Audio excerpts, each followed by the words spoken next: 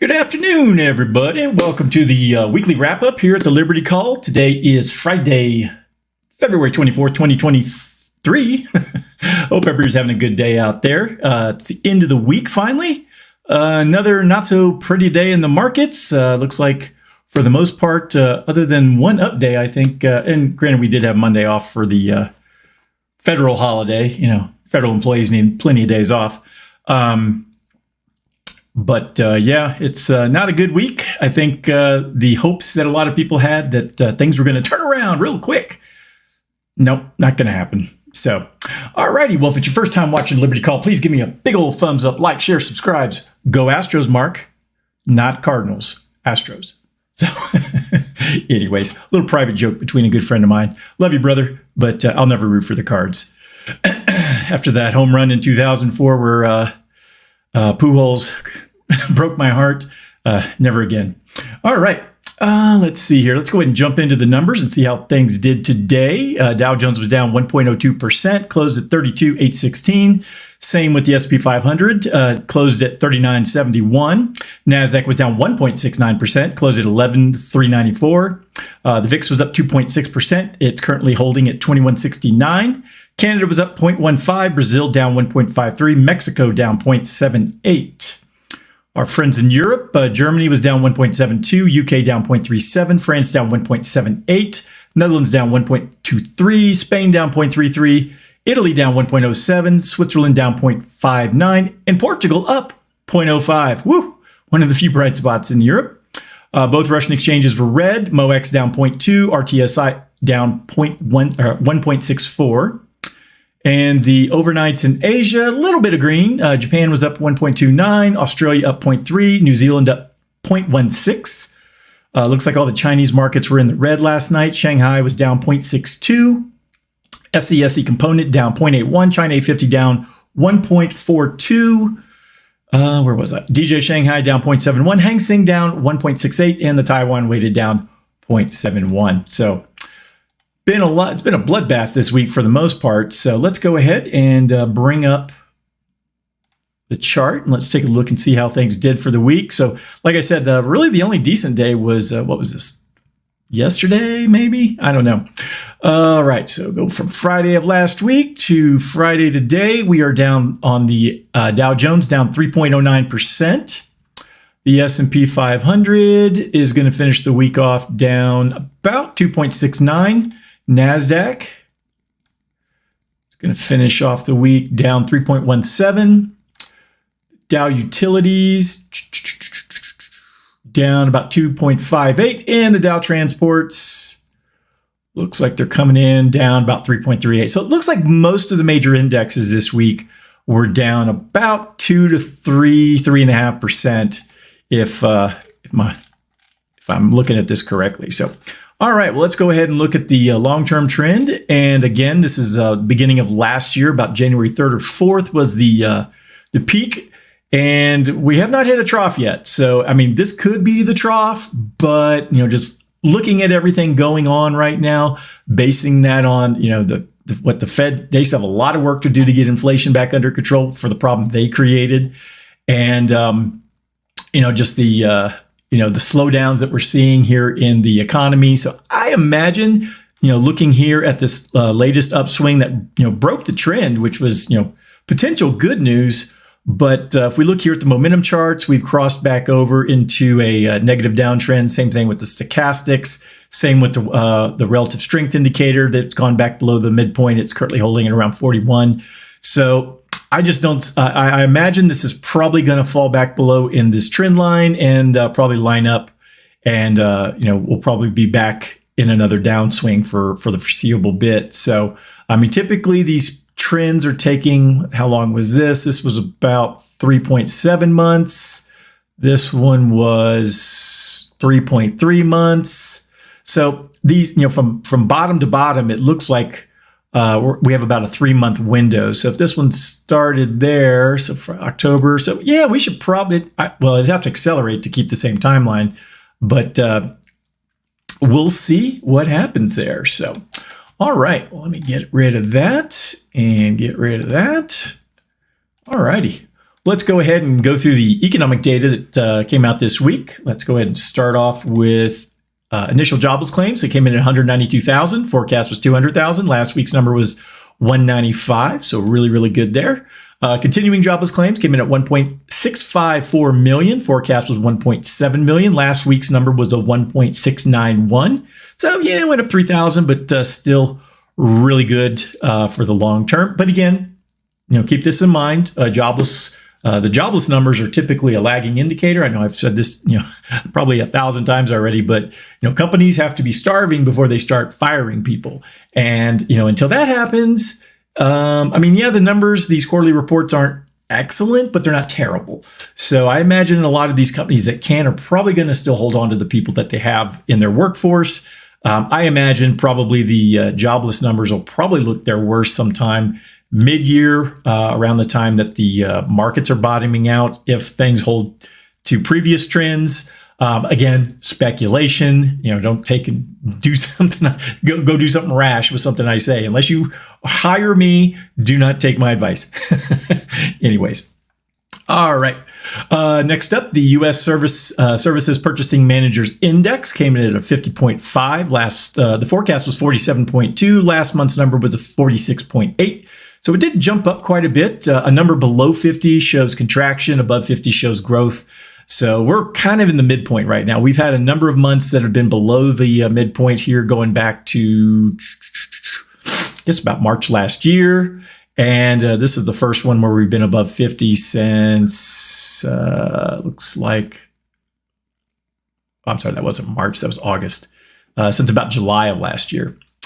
All right, U.S. existing home sales came in at 4 million. The forecast was 4.1 million. Last month's number was 4.03. Again, we've been on this steady downtrend. This is primarily due to the interest rate squeeze on home buyers, because most people don't buy houses with cash these days. So, when the mortgage rates go up, it pushes down the affordability of the homes you can get. The month-over-month number, it contracted by negative 0.7. The forecast was a 2% growth. So not so good there. U.S. gross domestic product, quarter over quarter. This is for Q4. Came in at they've revised it to a 2.7. Forecast was 2.9. And I guess the previous, the previous quarter was 3.2 for Q3. New home sales came in at 670,000, above the 620,000 forecast. Previous month was 625. The month-over-month number actually grew by 7.2% for new home sales. So, probably I would imagine most of those are probably in the South, because a lot of home building slows down a lot in the places like where I live, where when you got snow on the ground all the time and the winter weather, these storms come through every week or two, you probably got to put things on hold a lot more. The U.S. consumer sentiment number came in at a 67. Forecast was 66.4. Last month's number was a 64.9. So it did increase. So, for the last, going back since November, it's been creeping up for the last, few months. So I'm not sure who they're asking in Michigan to get an opinion on that. But, I guess people still have some optimism about what's going on in the world. All right, well, let's go ahead and get to the first article here. It's the market recap. So S&P 500 on track for worst loss this year as red hot inflation stokes Fed fears. All right, let me get my notes up. S&P 500 fell Friday, signaling the worst week of the year as inflation data continued. And that kind of reminds me of that Homer Simpson meme where, Bart says, "This is the worst day ever. It's the worst day ever so far." Yeah, so it's the worst day of the market so far. We're only at 6-7 weeks into the year, so I imagine it's going to get a lot worse. As inflation data continue to fuel concerns about the Federal Reserve's monetary policy, the core personal consumption expenditures price index, the Fed's preferred inflation metric, rose by 4.7% year over year in January, exceeding economists' expectations for a 4.3% increase. The report followed stronger than anticipated consumer data, which boosted expectations that the Fed might need to increase interest rates more than previously anticipated. Who's been saying that for a while? This guy right here. Investors became increasingly worried that the Fed would adopt a more aggressive stance toward controlling inflation, sparking a sell-off in tech stocks, including Google, parent Alphabet, Microsoft, Facebook, and Apple, all which saw their prices fall by over 2%. Meanwhile, streaming giant Netflix continued to experience losses despite its recent announcement to cut subscription prices by 20 to 60% in over 30 countries. Some analysts believe that these price reductions would improve the company's growth, but Bank of America noted that the impact on total revenue would be limited. On the earnings front, Beyond Meat reported a narrower than expected loss in Q4 2022 thanks to cost-cutting measures. Who eats this stuff? I mean, we got cows everywhere. I mean, out where I live, there's cows all over the place, and they're very tasty. They eat the grass, then they turn that grass into, protein and fats that we can eat. I don't know why you'd want to eat some plant-based, I don't know. I wouldn't eat this stuff. I think it's going to go the way of the dodo bird. Let's see here. Cost-cutting measures, sending its price up 9%. However, UBS pointed out that Beyond Meat remains a show-me story and expressed concerns about the company's ability to improve its sales trajectory, particularly if the economic environment deteriorates further. Yeah, people aren't going to overpay for fake food. Carvana, the used vehicle e-commerce platform, fell by 5% after reporting a much wider loss than expected amid rising costs and higher interest rates. Carvana expects sales volume to continue to decline in Q1 as it transitions to right-size its business following an aggressive growth strategy during the pandemic. In other news, Adobe Systems plunged 7% amid reports that the U.S. Department of Justice may file an antitrust lawsuit as soon as next month to block the company's $20 billion acquisition of Figma. Is that like Ligma? Figma? The news raised concerns among investors about the potential regulatory risks associated with big tech mergers. Overall, the market turbulence on Friday reflected investor fears about inflation and the Fed's response, as well as the ongoing uncertainties related to the pandemic and global supply chain disruptions. The situation underscores the need for investors to remain vigilant and diversified in their investment strategies to maintain risks and seize opportunities in the face of rapidly changing market conditions. You okay back there? God, the head of our security team here at DSA is making a lot of noise behind me. Phew, be quiet, bud. All right, next up, U.S. consumer spending posts biggest gain in nearly 2 years. Inflation picks up. All righty, U.S. consumer spending rose by the highest level in almost 2 years in January, according to a report from the Commerce Department, while inflation also accelerated. The news has also added to the fears that the Federal Reserve would continue raising interest rates into summer, resulting in stocks on Wall Street falling and U.S. Treasury yields rising. The report indicates that the economy is not headed towards recession, joining earlier data from February, which showed strong job growth and the lowest unemployment rate in over 53 years. Yeah, now that you could go to, Shadow Stats, or it's one of those websites, and the person who runs that shows what he really thinks the unemployment rate is, because they take out a lot of the noise in there, and it's, you don't have people who aren't looking for work. You don't have people who've, been out of work for an extended period of time. So I'd say probably, in their best guess, they think it's probably up in the low teens, but I think it's probably between where, the government says it is and where this gentleman says it's at. All right, where was I?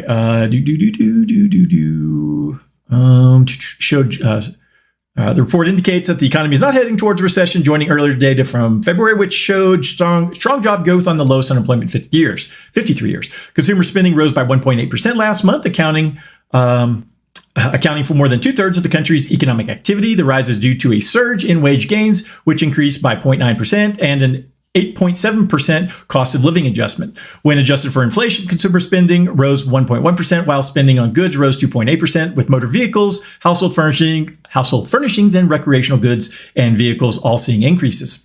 Spending on services also rose, while rises in healthcare, recreation, and transportation services, and Americans visiting restaurants and bars. However, economists expect payback in February, as some believe that the year-on-year PCE price data will be revised lower when the Commerce Department's Bureau of Economic Analysis publishes its annual revisions to the series later this year. All right. So that's everything there. So it's kind of a good news, bad news. People still have jobs. The economy's still hot, and inflation's still really, really high. All right. Last article here. Comes from our friends at the Mises Institute at the Mises Wire. This is titled, No, Red State Economies Don't Spend on Gravy Train from Blue States, written by Ryan McMacken.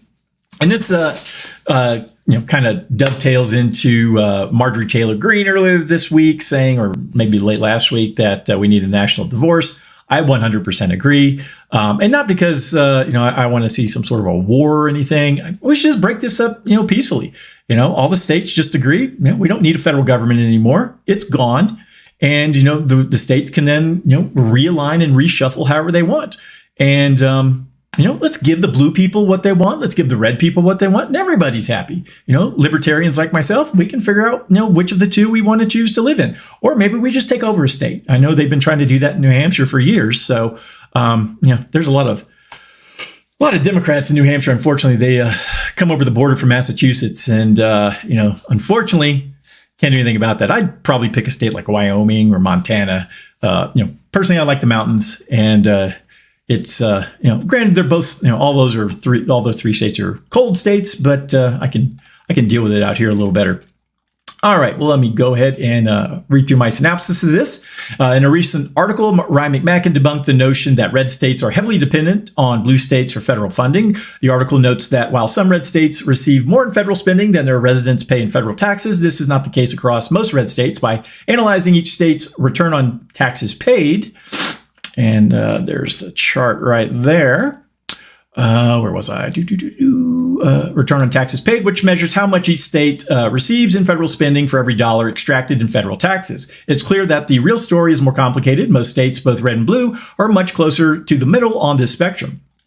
Moreover, McMacken argues that only a minority of red states would be in the red and get back significantly more than they pay in. 15 out of 27 states are either net tax paying states or within a few cents of breaking even. This means that most of these states could realistically expect to be self-funding in the case of a national breakup. Even if the red states were to form their own independent region, they could easily manage with current tax revenues. Plus, if you don't have this gigantic military and all the welfare projects like EPA, Department of Education, all those government jobs are just welfare programs. So you get rid of all that crap. I mean, even the poor states like Mississippi and West Virginia and Alabama, I think, the rest of us would be able to help them out and probably get them back in better shape without the federal government messing things up. So this chart right here shows the, make that bigger, shows the, the breakdown of red plus versus blue. And I mean, you got states like New Mexico, Maine, Hawaii. They're very, very much, welfare recipients because they get a lot of money from the government. And Hawaii, I mean, you got, the defense industry is huge there. So again, you get rid of the federal government and a lot of that spending goes away. All right, let me get back to my notes. McMacken also addresses the claim that the overwhelming majority of U.S. GDP is produced in the blue states, stating that the blue states naturally produce more GDP because they have more people. Specifically, the blue states contain about 54% of the U.S. population, and they produce about 59% of the GDP. So pretty close. And in contrast, red states contain 46% of the population and produce 40% of the GDP. In conclusion, the article highlights the complexity of the issues and debunks the notion that red states are highly dependent upon blue states for federal funding. Rather, the data shows that most states, both red and blue, are much closer to the middle on the return of taxes paid spectrum, and only a minority of red states would be significantly impacted in the case of a national breakup. So, hey, again, let's give these people what they want. I mean, instead of fighting about all this stuff, I mean, if, all the Democrats want to, abort all their children and have all their children, the ones that do survive, cross-dressing, hey, I don't care. And then if all the red state people want to have, church in school, I don't care either. I would homeschool my kids if they were school age at this point. And I'm encouraging my kids to do this, to go that route when, they have, I already have a granddaughter, but she's just tiny. And, any future kids they have, I encourage them to do that. So, all right. Well, that's everything I had for today. If anyone needs anything from me, please go to dsafinancialgroup.com. All my contact information is there. I hope everyone has a wonderful weekend, and I'll talk to you guys next time. Adios.